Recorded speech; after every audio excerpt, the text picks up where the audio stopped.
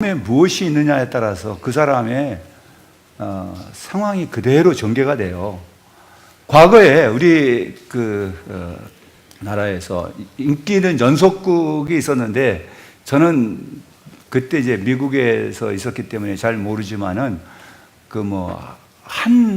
누군가요? 한 명 누군가 있잖아요. 한 명 회. 그래서 그 사람에 관한 것이 미국에까지 와서 유명해졌어요. 근데 미국에서는 그냥 동시에 이렇게 그때만 해도 방영을 안 하니까 비디오 테이프를 가서 빌려다가 보는데요. 어느 권사님이 그게 한번 다 봤는데 감질나니까 처음부터 끝까지를 전부 다 빌려놓고 쫙 보는 거예요. 그러니까 이제 그 남편 되신 장로님이 보면은 맨날 비디오 앞에만 보고 있으니까 당신 권사가 성경을 읽고 기도를 해야지 맨 한 명에만 보냐고 그렇게 했다가 도대체 이게 뭔가 하고 어느 날 한번 들어봤어요. 근데 보니까 재밌거든요. 이제 1편, 그 다음에 또 2편, 3편 보다가 밤을 새버렸어. 그런데 그날이 토요일인 줄 모르고 이제 주일날 아침이 됐습니다. 오늘 무슨 날이야? 그러니까 주일날이요. 보니까 이제 교회 갈 시간이 막 너무 촉박한 거예요. 막 부랴부랴 교회 가서 주보를 딱 보니까 기도에 자기가 할 수. 그런데 이 사람이 기도하면서 하나님 아버지, 제가 잘못됐습니다 하면서 그 다음에 말이 안 나와요. 무슨 말이 안 나오니까 뭐라고 할까 하다가 황공무지로소이다. 하도 그 얘기를 듣다 보니까 그런 얘기가 튀어났다는 거예요. 내 마음속에 내 생각을 지배하고 있는 게 뭐가 있느냐에 따라서 그 사람의 말과 행동이 나타나게 돼 있다라고 보는 거예요. 그래서 그 모습 속에 이 사람이 얼마나 성숙한 사람인지 아니면 미숙한 사람인지를 알 수가 있어요. 어느 어머니에게 두 아들이 있었는데요. 큰 아들은 7살이고 둘째 아들은 5살이에요. 근데 이 형제가 좀 철이 조금 들었는지 엄마 생일이 이제 가까우니까 우리가 엄마한테 깜짝 선물을 하자 해가지고서 형제가 그동안에 모아놨던 저금통을 깨고 이제 그 돈을 가지고 백화점을 갔어요. 그래가지고서 이제 생일날 엄마한테 선물을 주는데 7살 된 그 큰아들이 주는 선물을 보니까 조그만해요. 좀 조그만한 데다가 주니까. 그런데 이 둘째 아들이 준 선물은 그거 몇십 배나 큰 거예요. 엄마가 기대가 돼가지고서 이게 뭔가 하고 작은 것부터 열어봤더니 자기가 사용하고 있는 립스틱, 똑같은 립스틱이 하나 들어있어요. 그런데 큰 거는 그럼 도대체 뭐가 들었을까 하고 그걸 딱 열어봤더니 그 안에 뭐가 들었을까요? 그 안에는 이 둘째 아들이 좋아하는 장난감이 딱 들어있는 거예요. 그게 뭐냐면은 큰아들은 엄마가 필요한 것이 뭔가 해서 엄마가 날마다 쓰는 립스틱을 들고 백화점에 이거 하나 주세요 하고 샀어요. 그런데 둘째 아들은 자기가 장난감 가지고 노는 그 모습을 엄마가 예쁘다 하고 하니까 가가지고서 자기가 좋아하는 장난감을 샀습니다. 그래가지고서 엄마한테 주면은 좋아할 줄 알았어요. 그게 성숙과 미숙의 차이예요. 성숙한 사람은 선물 받을 사람을 생각하지만은 미숙한 사람은 선물 주는 사람의 입장에서 먼저 생각하는 거예요. 그래서 성숙한 사람과 미숙한 사람의 차이겠죠. 미숙한 사람은 자기가 좋아하는 사람만 좋아하고, 성숙한 사람은 자기와 다른 사람을 좋아해요. 또 미숙한 사람은 자기가 좋아하는 일만 찾아서 하지만은, 성숙한 사람은 자기가 해야 할 일이 무엇인지를 찾아서 하는 사람이에요. 성숙한 사람은 어려움이 당하면은 그거를 거부하지 않습니다.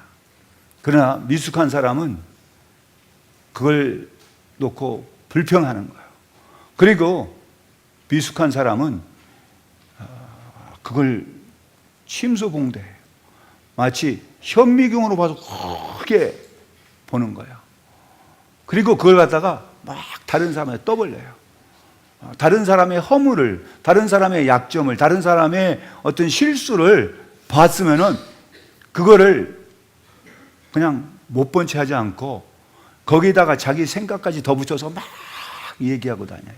그러나 성숙한 사람은 그 이야기를 들으면은 그 사람이 무슨 그럴 만한 형편이 있겠지, 그 사람에게도 그런 어떤 어려움이 있어서 그러겠지 하고 이해하게 되는 거예요. 미숙한 사람은 세상을 보면서 왜 이렇게 부조리 투성이고 이렇게 그냥 마음에 안 든 것 투성이라고 불평해요. 그러나 성숙한 사람은 자기의 부족한 것을 고쳐가면서 세상을 볼 때는 세상이 참 아름답게 보인다고 합니다. 오늘 말씀의 주제는 성숙입니다. 그리스도인의 성숙.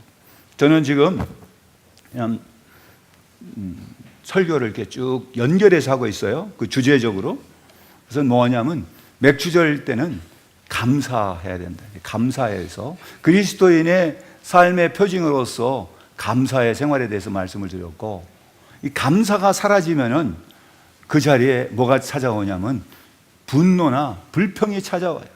그래서 집을 나갔다 돌아온 그 아들을 반겨주는 아버지의 사랑을 보면서 분노한 큰아들에 대해서 얘기를 했어요. 그런 다음에는 그 분노를 이길 수 있는 게 용서라고 말씀드렸어요. 그러면서 용서가 되면은 그걸로 끝나는 게 아니라 그 사람과 화해해야 한다고 그랬어요. 화해가 곧 치료가 되는 거예요. 그래서 오늘은 그런 관계 속에서 우리가 그리스도인의 모습이 성숙한 모습이 되어야 된다. 성숙이라고 하는 것은요, 성장하고는 다릅니다. 누가복음 2장 40절을 보면은 예수님이 자라실 때 모습을 이렇게 표현했어요. 아이가 자라며 강하여지고 지혜와 함께 하나님의 은혜가 그 위에 있다고 그랬어요. 키가 자라고 강하여졌어요. 그 성장입니다. 그런데 지혜롭고 하나님의 은혜가 그 위에 있다고 하는 것은 성숙을 말해줘요. 우리의 모습 속에서도 보면은 키가 자라고 건강해서 성장했어요. 우리의 삶도 마찬가지예요. 어떤 사람은 교회를 오래 다니다 보면은 외형적으로는 성장이 되지만 그 속 사람은 성숙하지 못할 때가 많아요. 그래서 아까 말씀드린 것처럼 어떤 것을 보거나 듣거나 뭐 하면은 그걸 가지고 참지 못하는 사람이 있어요. 자기의 주관하에서 그거를 판단해서 다른 사람을 비판하고 다른 사람을 정죄하는 일에 앞서는 사람은 아직도 나는 미숙한 사람이라고 하는 것을 스스로 나타내는 거예요. 그 지혜롭고 하나님의 은혜가 함께하는 성숙한 사람들은 그 사람을 이해하려고 듭니다. 그래서 오늘 말씀의 제목이 그리스도인의 성숙이에요. 그래서 오늘 이 말씀은 에베소서 말씀인데, 에베소서를 우리가 좀 이해할 필요가 있을 것 같아요. 에베소서는 바울이 옥중에서 썼던 편지로서 정말 어떻게 보면은 이 바울 신학을 이해하는데 가장 중요한 그러한 서신이기도 해요. 그리고 어떤 학자들은 이 에베소서를 가리켜서 서신 중에 여왕이라고 그러고 가장 영적인 저술이라고 얘기를 해요. 그럴 만한 것이 이 에베소라고 하는 도시가 어떤 도시였느냐 보면은 그 도시는 많은 신들을 섬겼던 도시예요. 그리고 그 아데미라고 하는 여신을 그 도시의 수호신으로 해서 5월이 되면은 그 여신을 섬기는 축제가 벌어지는, 그 아데미 신을 섬기는 그 신전이 가르쳐서 다이아나 신전이라고 해요. 아데미라고 하는 그 신을 섬기는 신전제 다이아나라는 또 이 헬라적인 표현으로서 그렇게도 표현을 하는데요. 그 신전이 얼마나 컸냐면은 지금도 이 그리스 아테네에 가면은 그 아테네 그 위에 아크로폴리스라는 그 위에 있는 파르테논 신전보다도 4배나 더 큰 신전이 에베소에 있었어요. 그래서 그걸 가리켜서 고대 세계 7대 불가사의 중에 하나예요. 그 중에서 제일 큰 거였어요. 그러니까 그런 신전이 있었고, 운동 경기장도 2만 5천 명을 수용할 수 있는 그런 운동 경기장 내는 극장이, 야외 극장도 그렇게. 지금 생각해 보세요. 우리 저 상암 경기장에 몇만 들어가는가? 2만 5천 명을 수용할 수 있는다면은 그 당시에 어마어마한 거예요. 그만큼 에베소가 이 로마 이 제국에 있어서 이 동양으로 나가는, 아시아 쪽으로 나가는 굉장히 중요한 지정학적으로, 군사적으로, 경제적으로 중요한 도시였습니다. 그곳에 복음이 들어간 거예요. 그래서 그곳에 교회가 생겼는데, 예루살렘 교회는 복음의 출발지, 기독교의 출발지라고 한다면은 안디옥 교회는 기독교인의 정체성을 확립한 그러한 교회고, 이 에베소 교회는 세속 종교와 기독교를 구별하는 아주 기독교의 위상을 확립했던 그런 교회이면서 동시에 세계 복음화의 전진 기지가 됐어요. 유럽으로 퍼져나가는 복음의 전진 기지의 역할을 이 에베소 교회에서 했을 때, 그리고 소아시아 교회에 대한 편지를 요한계시록에 나오는데 그 첫 번째 교회 이름이 에베소 교회. 2장에 보면은 요한계시록 2장 4절에 보면은 그 책망할 것이 하나 있다 하면서 그 에베소 교회를 향해서 첫사랑을 버렸다고 그 표현을 하고 있어요. 그만큼 바울은 그 교회에다가 많은 애정을 갖고 그 교인들이 바른 길로 가기를 바랬던 겁니다. 그래서 오늘 여기에 보면은 바울의 그 기도가 나와요. 오늘 읽었던 것은 바울의 기도인데, 이 기도를 보면 바울이 누구에게 기도했고 어떻게 기도했고 그 기도의 내용이 무엇이고 기도의 결과가 어떤 결론을 내리고 있는가를 가르쳐 주고 있어요. 그래서 보면은 우리가 여기서 중요하게 배워야 할 것들이, 우리가 기도할 때 누구에게 기도하느냐를 분명히 알고 기도하셔야 돼요. 여러분, 바울은 이 에베소 교회를 위해서, 교인들을 위해서 기도하고 있는 그 기도 중에 여러분 보시면은 15절을 보시면은 뭐라 그럽니까? 이름을 주신 아버지 앞에는 대상이 나오고, 그 다음에 어떻게? 무릎을 꿇고 비노니 그랬어요. 그래서 우리가 기도하는 기도의 대상이 누굽니까? 뭐라고 바울은 표현합니까? 아버지라고 표현해요. 그런데 어떤 사람들이 기도할 때 보면은 그 호칭이 잘못되어 버릴 때가 많아요. 또 처음에 나와서 기도하라면은 성경 구절을 읽어요. 근데 그거는 성경 구절을 읽는 거는 우리가 기도의 대상을 먼저 부르지 않은 거예요. 다음에 공적인 예배든 무슨 어떤 모임이든 이제 기도할 때 성경 구절을 먼저 읽지 마시고 내 기도의 대상을 먼저 불러야 돼요. 기도의 대상은 뭐예요? 하나님 아버지입니다. 우리가 누구에게 기도하느냐가 굉장히 중요한 거예요. 내 기도를 들으실 분이 누구신가를 알고 해야 되는데 그냥 막연하게 그 대상이 없이 하다 보면은 기도가 허공에 그냥 대고 부르짖는 것과 달라요. 그런 것밖에 안 돼요. 자녀가 와가지고서 집에 와가지고서 부르는데 옆집 아저씨 이름을 부르듯이 와가지고서 뭐 아저씨하고 아버지한테 부른다면은 그 그걸 뭐라고 그러겠어요? 분명하게 불러야 되는데, 오늘 여기서 보면은 바울은 뭐라고 부르냐면은 아버지라고 불러요. 그러니까 이 내가 기도하는 내 기도를 들어주시는 분이 나하고의 관계가 어떤 관계냐는 거예요. 여러분이 오늘 이 시간에 누구 앞에 나왔었어요? 아버지 앞에 나왔다 생각해요. 아버지 앞에 나온 자녀의 모습으로 우리가 하나님 앞에 예배하는 거예요. 그래서 하나님 아버지라고 부른 것이 바로 여기서 바울은 더욱 친근한 의미로서 앞에서 그렇게 말씀하고 있지만은 아버지 앞에 그 아버지가 지금 어디 계신다는 거예요? 아버지가 내 앞에요. 이게 과거의 그런 기도가 아니라 지금 현재 진행하고 있는 현재 그런 모습으로 무릎을 꿇고라고 하는 것은 지금 자기의 모습이 무릎을 꿇고 있다고 하는 거예요. 그런데 예수님 당시에나 바울 당시에도 기도할 때 보면은 어떻게 기도했냐면은 서서 두 손을 들고 하늘을 향하여 이렇게 기도했어요.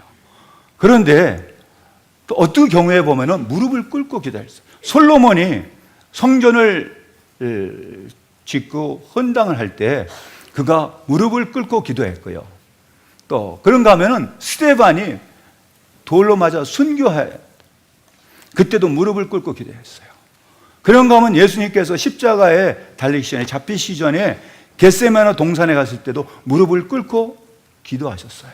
그러니까 무릎을 꿇고 기도한다는 것은 굉장히 그의 마음속에 중요한 어떠한 간청이 있을 때, 그리고 그 아버지께서 어떤 응답을 하시는지 제가 그대로 받겠나이다 하는 그러한 복종의 모습이 무릎을 꿇고 속에 들어있어요. 근데 바울이 기도할 때 바로 그런 모습으로 기도한 거예요. 자기 앞에 있는, 그래서 마치 아버지가 아들에게 축복을 하는 그러한 장면을 연상시키는 거예요.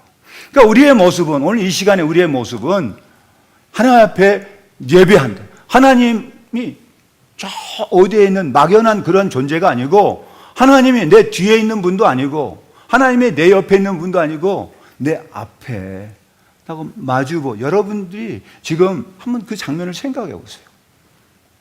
하나님 앞에 내가 섰다. 그래서 종교 개혁을 할 때에 개혁자들이 부르짖었던 구호 중에 하나가 하나님 앞에, 코람 데오였어요. 내가 하나님 앞에, 이게 얼마나 중요한지 몰라요. 그런데 바울은 그 하나님을 뭐라고 불러요? 아버지라고요. 영접하는 자, 그 이름을 믿는 자들에게는 하나님의 자녀가 되는 권세를 주었어요. 그렇기 때문에 우리는 당당히 기도할 때 뭐라고 불러야 하면은 아버지라고 불러야 돼요. 근데 아버지라고 부르지도 않고 그냥 막연하게 하면서 주님 그래요. 주님은 주라고 하는 거는요, 왕도 주예요. 대통령도 주예요. 아무도 다 주가 될 수 있어요. 막연한 기도를 하지 마세요. 누구한테 기도하는지를 분명히 하셔야 돼요.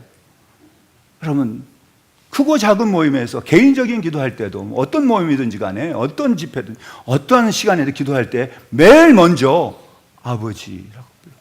아버지. 예수님도 십자가에서 아버지 불렀어요. 여러분, 바울의 그 기도에 뭐를 그가 무릎을 꿇고 빌었냐면은 자기 자신을 위해서 기도한 게 아니고 에베소 교회 성도들을 위한 기도가 이제 그 다음에 쭉 나옵니다. 그 내용이 뭔가 보면은 이제 16절부터 19절까지의 내용을 이렇게 간추려 보면은 이제 이렇게 표현해 볼 수 있어요. 성숙한 그리스도인이 되기 위해서 우리에게 뭐가 필요한가? 여러분, 우리가 무엇을 해야 되는가 하는 것을 말씀할 수가 있는데요. 자, 보면은 첫 번째는 성숙한 그리스도인이 되기 위해서는 16절 한번 같이 읽어보겠습니다. 16절. 그의 영광의 풍성함을 따라 그의 성령으로 말미암아 너희 속사람을 능력으로 강건하게 하옵시며. 그걸 짧게 얘기하면 우리의 속사람이 강건해진다는 거예요.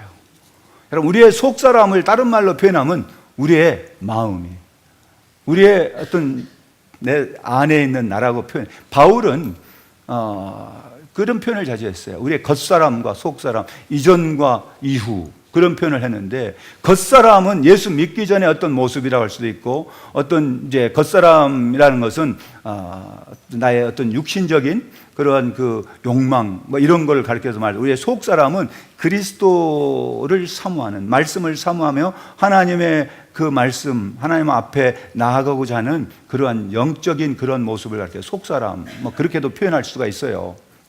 근데 그 우리의 속사람이 내 마음대로, 내 생각대로 바꿔지지 않는다는 거예요. 그렇기 때문에 여기 보니까 뭐라고 했냐면은 그의 성령으로 말미암아 그랬어요. 여러분, 이게 굉장히 중요한 거죠. 바울이 첫 번째 무릎을 꿇으면서 아버지라고 부르면서 기도했던 그 기도의 첫 번째가 뭐냐? 성도들의 속사람이 성령으로 인해서 강건해지기를 바랬던 거예요. 네. 왜냐하면 우리는요, 사람을 우리가 또 말할 때 우리가 생각한다 그러죠. 또 우리가 뭘 배울 때 그걸 지식적이다, 지성이라고 얘기해요. 그리고 사람들은 그런 것이 통해서 우리의 어떤 마음의 느낌이 오고 감정을 가질 때 그걸 갖다가 정이라고도 얘기해요. 감정적이라고 해요. 또 그 지식적인 것하고 감정적이 합쳐져서 행동을 하게 될 때 그걸 갖다가 지정의라고 하죠. 의지라는 표현하는데, 이걸 가리켜서 우리가 전인격적이다 그런 표현도 합니다. 사람에게 따로따로 구분할 수는 없으나 우리가 생각은 하는데 내 생각대로 행동이 잘 안 될 때가 많아요. 그리고 내 생각은 막 굴뚝 같은데 내 행동에서는 엉뚱하게 행동할 때가 있고요.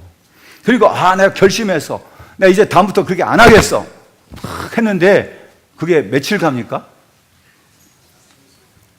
길어야 3일 가니까 무슨 말이 나옵니까? 작심삼일이라는 거예요. 우리의 생각대로 내 행동을 지배할 수 있는 그 기간을 어떻게 연구를 해봤는지 우리의 선조들은 3일로 정했어요. 근데 3일까지 가는 사람은 굉장히 훌륭한 사람이에요. 요즘은 3일도 못 가고 3시간도 못 가고 그냥 없어지기 쉬워요. 근데 그만큼 뭐냐? 우리의 생각을 지배하고 있는 거는요, 우리의 마음이라고 하는 거예요. 우리의 감정은 나의 생각을 지배해요. 그래서 나는 알아요. 그러나 안다고 해서 아는 대로 행동하는 게 아니라 내 감정이 가는 대로 행동할 때 많아요. 여러분 한번 생각해 보세요. 내가 안다고 해서 다 그대로 하는가? 지내놓고 보면 다 알아요. 그렇지, 알지. 그러니까 이전에 우리 국문학자인 양주동 박사께서 뭐라고 했냐면 공자를 가리켜서 공선생이 나보다 먼저 태어났을 뿐이다 그랬어요. 공자가 하는 말 자기도 다 할 줄 알고 공자가 생각한 거 자기도 다 생각했는데 자기보다 먼저 태어나서 자기도 먼저 했을 뿐이다, 그렇게 표현을 한 거예요. 누구든지 생각할 수 있고 누구든지 그거는 알 수 있지만은 그 사람이 행동한다고 하는 게 굉장히 중요하다는 걸 가르쳐줘요. 그만큼 마음이 중요하다는 걸 말씀하고 있는 거예요. 그래서 잠언에서는, 잠언 16장 23절에서는 노하기를 더디하는 자마다, 노하기를 더디하는 자는 용사보다 낫고 자기의 마음을 다스린 자는 성읍을 빼앗는 자보다 낫다 그랬어요. 그러니까 무슨 얘기냐면은 마음을 다스린다는 게 얼마나 어려운 걸 가르쳐주고 있어요. 마음을 다스린 자는 그 성하고 비교하는 거예요. 마음이라 그래 뭐 얼마나 그게 큰 거였어요? 근데 마음을 다스리는 자는 성읍을 빼앗는 그 어떤 장군보다도 훌륭하다는 표현을 하고 있는 겁니다. 그만큼 어려워요. 자기 마음대로 되지 않는다는 거죠. 브라이언 카바로프라고 하는 사람이 사람의 마음을 갖다가 정원에다가 비유를 해서 마음의 정원이라는 책을 썼는데, 그걸 보면요, 그 정원에는 나는 예쁜 꽃이 피기를 바라고 예쁜 그런 것들이, 작물들이 거기서 자라기를 바라는데 심지도 않은 잡초들이 막 자란다는 거예요. 가꾸지 않아도 이 잡초들은 너무나도 잘 번식하고 잘 자라서 그 정말 잘 자라기를 바라고 예쁜 화초들을 다 그냥 죽게 만든다는 거예요. 저희 어머니는 과거에 아침 식사를 하시고 나면은 뒷마당으로 나가세요. 그래서 뒷마당 잔디밭에서 쭈그러 앉아가지고서 뭘 자꾸만 하고 앉아있어요. 그래서 뭐 하시는가 가봤더니 풀을 캐고 있는 거예요. 근데 무슨 풀을 캐는가 봤더니요, 클로버를 뽑아내는 거예요. 근데 클로버 그러면은 여러분들 추억들이 많잖아요. 클로버가 많은 데 가면 뭘 찾습니까? 네잎클로버를 찾아요. 그리고 또 그걸 시계풀이라고 그러죠? 그걸 2개 이렇게 긴 걸 잘라가지고 구멍 내가지고서 손에다가 묶고, 어떨 때는 반지처럼 묶고, 요즘 그런지 모르겠으나 여러분 가운데는 그러한 추억이 있을지 몰라. 그래서 저는 어머니한테 그 생각이 나서 그거 그냥 놔두시죠. 그랬더니 이거 안 뽑으면은 이 잔디들이 금방 죽는다는 거예요. 이게 그냥 클로버벗이 돼버린다는 거예요. 얼마나 번식률이 빠른지, 그냥 하루만 손 안 대면은 그냥 굉장히 번식이 빠르다면서 그걸 뽑아내야 된다. 근데 그 다음날 가서 보면 또 자라고 있어요. 저쪽에 또 자라고 있고, 또 열심히 뽑아도. 그래서 우리의 마음밭에 그걸 갖다가 마음의 정원이라 해서 우리 안에는요, 내가 원치 않는 그러한 일들이 자꾸만 일어나요. 잡초와 같은, 조금만 나를 화나게 하면은 그것 때문에요, 잠을 못 자잖아요. 또 누군가 우선 어떤 얘기를 들으면은 사람이 어떻게 그럴 수가 있어. 그러면서 그 사람이 미워지고, 어떻게 보면 그 사람에 대해서 분노심이 생겨가지고서 잠을 못 자요. 그런 것이 잡초처럼 우리 마음의 정원을 갖다가 다 잠식해가는 그런 모습을 가르쳐 주고 있어요. 근데 그만큼 뭐냐? 내 마음을 내가 어떻게 할 수 없다는 겁니다. 그렇기 때문에 오늘 이 말씀 속에서는 바울이 기도한 거예요. 그거예요. 우리의 속 사람이 성령의 능력으로 강건해지기를 바란다는 거예요. 성령의 능력이 아니하고는 이게 될 수가 없다는 겁니다. 사랑하는 성도들, 우리의 심령이 성령의 능력으로 새롭게 되기를 주의 이름으로 축복합니다. 14세기 독일의 수도사였던 요한 타울러는 완덕의 길에서 우리의 영혼을 병들게 하는 3가지, 그것이 인간의 의지와 욕망과 세속적인 행동을 물리쳐야 된다고 했어요. 그런데 이걸 비워야 되는 이게 쉬운 일이 아닙니다, 여러분. 우리의 영혼을 병들게 하는 나의 인간적인 의지와 욕망과 세속적인 그러한 행동을 쉽게 바꿀 수가 없어요. 왜냐하면 그건 그 사람의 자라나온 문화이고 그 사람의 습관인데 이걸 어떻게 쉽게 바꿀 수가 있겠어요? 내가 마음대로 나 마음을 비울 수 있으면 얼마나 좋겠어요. 근데 그게 되지 않는다는 거예요.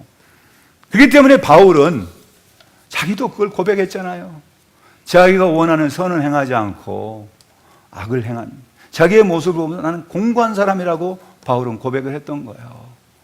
그렇기 때문에 바울이 그것이 얼마나 중요한지를 알고 이 에베소 교인들은 정말 그야말로 우상의 도시에서 우상을 섬겼던 사람들인데 하루아침에 그냥 이게 변화질 수가 없으니까 성령의 능력으로 그들의 삶의 방식이 바꿔져서 속 사람이 바꿔져서 그리스도인이 되기를 그는 기도했던 거예요. 우리의 기도가 그런 기도가 되기를 바랍니다. 2번째로는 뭐라고 하냐면 17절인데 읽어보겠습니다. 17절, 믿음으로 말미암아 그리스도께서 너희 마음에 계시게 하시었고, 그랬어요. 여기까지 보면은 뭐라고 말씀하냐면은 누가 우리 안에 계셔야 합니까? 그리스도가 내 안에 계셔. 그런데 이게 보면은 앞에서는요 뭐라고 얘기했냐면은 성령으로 말미암아라고 했어요. 16절에서는. 그런데 여기에서는 17절에서는 뭐라면 믿음으로 말미암아 그랬어요. 그러니까 믿음은 우리에게 절대적으로 필요한데 그게 뭐냐면은 믿음이 있는 자에게는 그리스도가 우리 마음에 계신다는 거예요.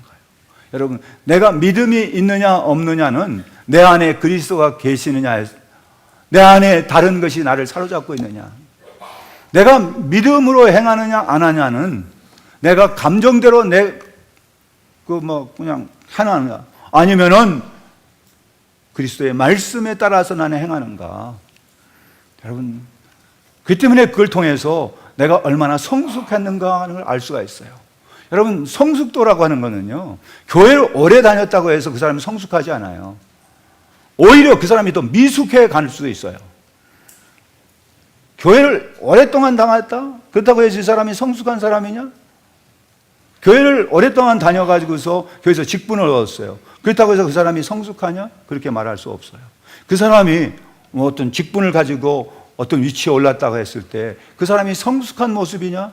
그럴 수 없다는 거예요. 뭐냐? 성령이 계셔야 되고 그 안에 이번에 뭐가 계셔야 돼요? 그리스도가 계셔야 된다는 거예요. 근데 그리스도가 계시려면 나에게 필요한 게 뭐예요? 믿음이 필요한 거예요. 그러니까 겨자씨만한 믿음이라도 믿음이 있으면은 그 믿음의 기초로 해서 그 안에 누가 계시느냐? 예수 그리스도가 계신다. 그래서 주님은 그렇게 말씀하셨잖아요. 내가 너희 안에, 너희가 내 안에, 내 말씀이 너희 안에 있으면은 너희 구하는 것을 구하라 그랬어. 여러분, 하나님의 말씀이에요. 예수 그리스도의 말씀은 살아서 운동력이 있고요, 역사는 힘이 있어요. 그렇기 때문에 하나님의 말씀, 예수 그리스도의 말씀이 내 안에 있다고 하는 걸 믿는 믿음이 있는 사람은 그 말씀의 역사가 그 사람을 새롭게 하는 변화의 역사가 나타날 줄로 믿습니다. 여러분, 성령이 임했다고 하는 것은 바로 그것이 뭐냐? 믿음으로 그 사람은 산다고 하는 거예요. 여러분, 의인은 믿음으로 말미암아 사는 거예요. 그 말은 다른 말로 표현하면 그리스도가 내 안에 계심으로 나는 산다는 거예요. 그리스도가 나를 떠나서는 나는 살았다고 할 수가 없는 거예요. 내 안에 계신다는, 이 계신다는 말은요, 이것이 무슨 의미가 있는가?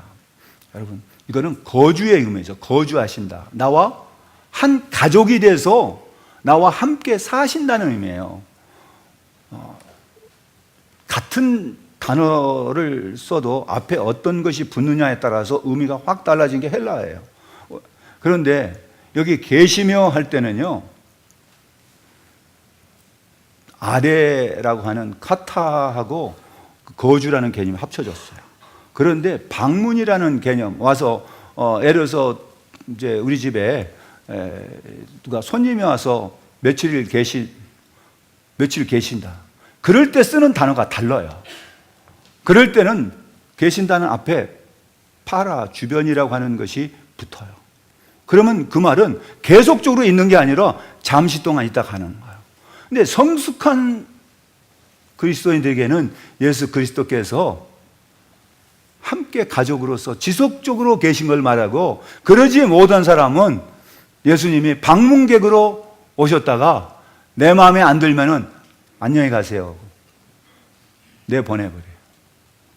여러분, 믿음이 있는 사람은 그리스도와 함께 사는 거예요. 그리스도가 나와 함께 살아주고 한 가족으로서, 일원으로서 지속적으로 나와 사신다는 거예요. 그 때문에 그리스도가 내 안에 계셔야 하는 것이 성숙한 그리스도인의 모습이라는 것을 가르쳐 주고 있어요. 사랑하는 우리 성도들이요, 그리스도인이 되시기를 바랍니다. 그리스도인이라고 하는 것은 그리스도의 가문에 속했다고 하는 말이에요. 나는 그리스도의 가문이요라는 거예요. 뭐 우리가 말할 때 너 가문이 뭐 어쩌고, 뭐 족보가 어쩌고, 과거에는 그런 걸 많이 따졌잖아요. 내가 어디 소속이냐는 걸 분명히 해야 한다는 거예요. 그래서 여기에서 말하는 것은 나의 소속이 그리스도에게 속했습니다 하는 거예요. 나는 그리스도의 한 일원입니다, 가족입니다 하는 거예요. 그렇기 때문에 여러분이 이 시간에 나는 그리스도인입니다라고 얘기한다는 것은 내 안에 누가 계신다는 거예요? 그리스도가 계신다는 거예요. 나는 그 말씀을 가지고 살겠습니다는 고백이에요. 주님의 말씀이 살아서 운동력이 있어서 나의 심령골쇠를 쪼개므로 나의 삶이 이전의 모습이 아니라 변화된 새로운 모습으로 살겠습니다 하는 나의 신앙 고백을 하는 사람을 가리켜서 우리는 그리스도인이라고 불러요. 일본의 사무라이들은요, 서로 다른 사무라이들을 만나게 되면은 어떻게 했냐면은 그들이 보면은 저쪽 사무라이, 이쪽 사무라이 패가 달라요. 인사를 해요. 인사를 할 때 제일 먼저 인사하는 게 자기 소개를 합니다. 나는 어느 쇼군에게 속한 사무라이 누구입니다. 그럼 저쪽에도 받아서 나는 어떤 쇼군에게 속한 누구입니다. 자기의 소속을 먼저 밝히고 그 다음에 뭐 결투라든지 뭐라든지 해요. 여러분, 우리는 세상에 나가서 내가 그리스도에게 속했다고 하는 것을 내가 스스로 말하지 않아도 안디옥 교회에서는 저 사람들의 행동이, 그 사람들이 보니까 뭔가 다르다. 저 사람들이 누구냐? 알고 보니까 그리스도에 속한 사람이다. 그래서 붙여진 이름이 그리스도인이라는 칭호를 바로 안디옥에서부터 붙였어요. 그거는 안디옥 교인들이 스스로 붙인 게 아니라 그 안디옥에 사는 사람들이 안디옥 교회 예수 믿는 사람을 향하여 부르는 호칭이 그리스도인이라고 하는 호칭을 불러줬어요. 여러분, 얼마나 영광스러운 호칭인지 몰라요. 우리가 이 세상 살면서 나는 어떻게 살아야 되냐, 무엇으로 살아야 하냐 할 때 그리스도인으로 사는 우리 새순교회 성도들 되시기를 간절히 소망합니다. 교회에서 어떤 직분을 얻었느냐가 중요한 게 아니에요. 내가 누구냐는 정체성이 바로 안디옥 교회에서 거기서 세워지는 거예요. 오늘 우리에게도 필요한 게 내 직분이 뭐냐가 아니라 나의 정체성. 하나님 앞에서 나의 모습은 그리스도인이 되어야 한다는 거예요. 그리스도가 내 안에 계셔야지 내 삶의 모습이 변화돼서 또한 성숙한 그리스도인이 된다고 하는 걸 가르쳐 주고 있습니다. 세 번째로는 18절에 있는 말씀을 읽어봅시다. 뭐라고 합니까? 능히 모든 성도와 함께 지식에 넘치는 그리스도의 사랑을 뭘 알아야 돼요? 사랑을. 성숙한 그리스도인의 모습은 그리스도의 사랑을 아는 거예요.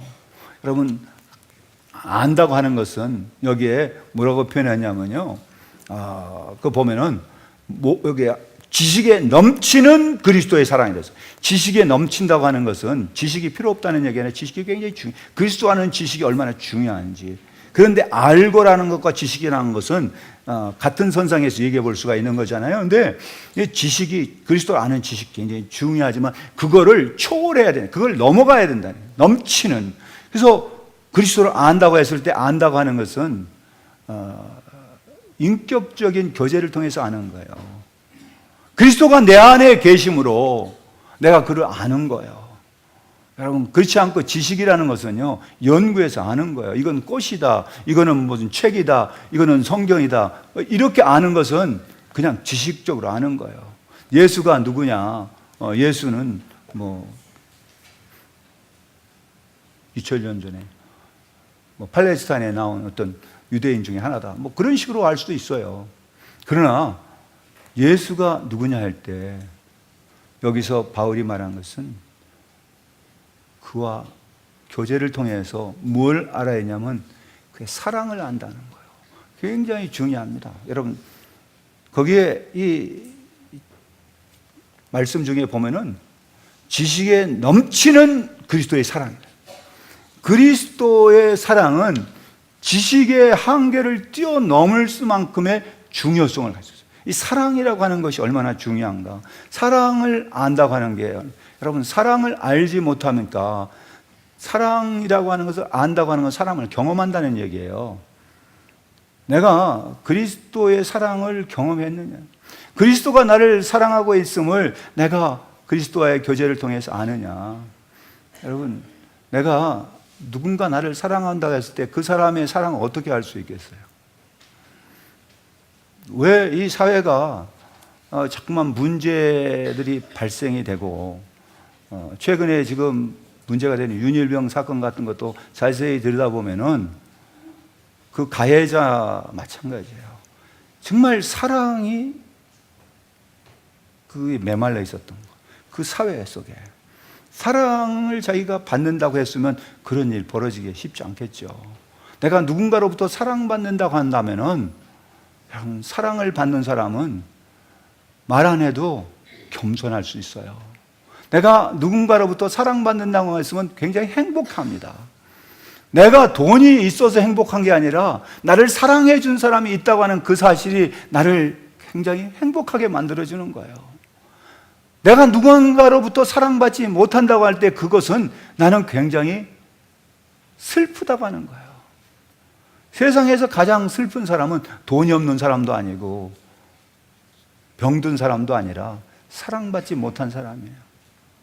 그런데 사랑은 그 모든 것을 뛰어넘고 치유하는 능력이 있어요. 사랑은 그 사람한테 희망을 주는 거예요. 그리스도의 사랑은 우리로 하여금 내가 왜 살아야 되는지 그 이유를 알게 해주고 내가 어떻게 살아야 되는지 그걸 깨닫게 해줘요.